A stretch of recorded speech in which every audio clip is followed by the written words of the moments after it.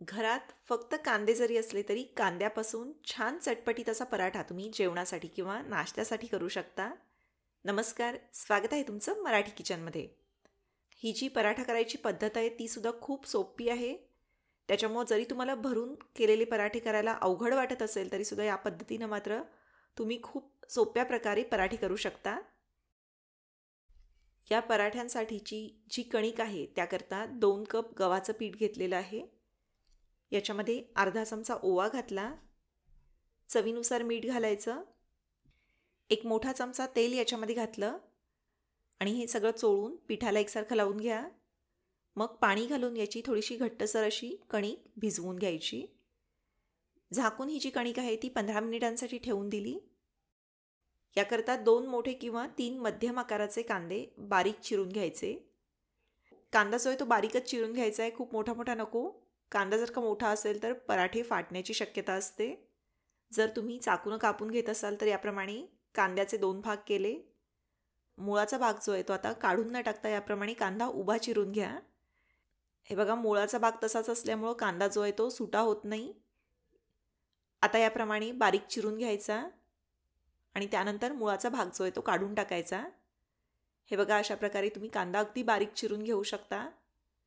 त्याचप्रमाणे चॉपर असेल तर त्याचा वापर करून कांदा अगदी बारीक चिरून घेता येईल. तर असा कांदा आता चिरून झाला आहे. एका बाऊलमध्ये काढला.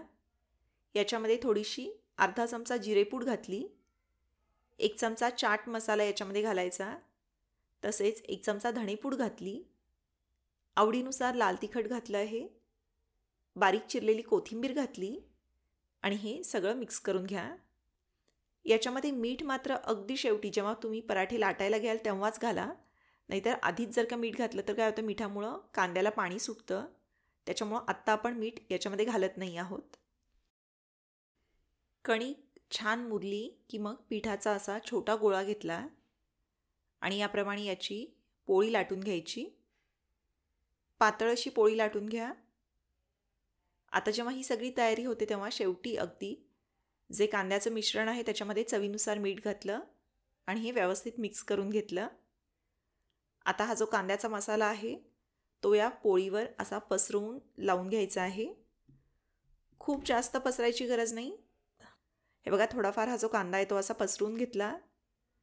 त्यानंतर हातानं थोडंसं दाबून घेतलं जेणेकरून कांदा जो आहे तो पोळीला चिकटेल.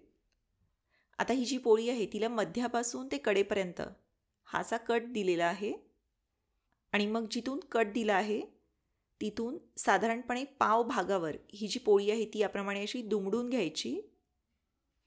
अजून एक दुमड हिला दिली आणि मग उरलेली जी पोळी आहे ती सुद्धा अशी दुमडून घेतली. याप्रमाणे हा असा त्रिकोण तयार झालेला आहे. आता पीठ लावून याला थोडंसं लाटून घ्यायचं. खूप जास्त पातळ करायची गरज नाही. जोपर्यंत कांदा दिसायला लागतो तितपतच याला दोन्ही बाजूंनी लाटून घेतलं. हे बघा, पोळीचे लेयर एकमेकांवर आल्यामुळं छान खुसखुशीत लेयर असलेला पराठा जो आहे तो तयार होतो. एकावर एक 3 वेळा हे दुमडल्यामुळं आतमध्ये कांद्याचं सारणसुद्धा अगदी भरपूर असतं. अलगदपणे तव्यावर सोडला, भरपूर असं तेल कडेनं सोडलं म्हणजे मग पराठा छान खरपूस भाजला जातो. हे बघा, याप्रमाणे मध्यम ते मंद आचेवर दाबत दाबत पराठा जो आहे तो असा शेकून घेतला. मंद आचेवर भाजला की कांदासुद्धा छान शेकला जातो. दोन्ही बाजूंनी भरपूरसं तेल किंवा तूप लावून दाबत दाबत हा असा खरपूस सोनेरी रंगावर पराठा जो आहे तो भाजून घ्यायचा आहे. हे बघा, कांदासुद्धा असा छान भाजला गेलेला आहे. आता अशा प्रकारे फक्त कांद्याचा पराठा करण्याऐवजी तुम्ही याच्यासोबत चीजही घालू शकता किंवा पनीरही किसून याच्यामध्ये घालू शकता. काय करायचं, जेव्हा पोळी लाटून झाली की आपण भरपूर असा कांदा भुरभुरतो तेव्हा याच्यावर चीज असं किसून घालायचं. चीज किंवा याच पद्धतीने तुम्ही पनीरही किसून घालू शकता. आता मगाशी दिला तसाच मधून कट दिलेला आहे. एक एक घडी घालत याचा असा त्रिकोणी पराठा करून घेतला आणि याप्रमाणे दोन्ही बाजूंनी पीठ लावून घेतलं, थोडंसं लाटून घेतलं आणि हा जो चीज लावलेला पराठा आहे तो सुद्धा असा छान तेल लावून खरपूस भाजून घ्यायचा. चीज घातल्यामुळं नुसत्या कांद्यापेक्षा आणखी छान लागतो. हे बघा, दोन्ही बाजूनी पराठा असा छान खरपूस भाजून घेतला. याच्यासोबत खाण्यासाठी पुदिन्याची चटणी केलेली आहे. तर त्याकरता हा असा भरपूरसा पुदिना मिक्सरच्या भांड्यात काढला.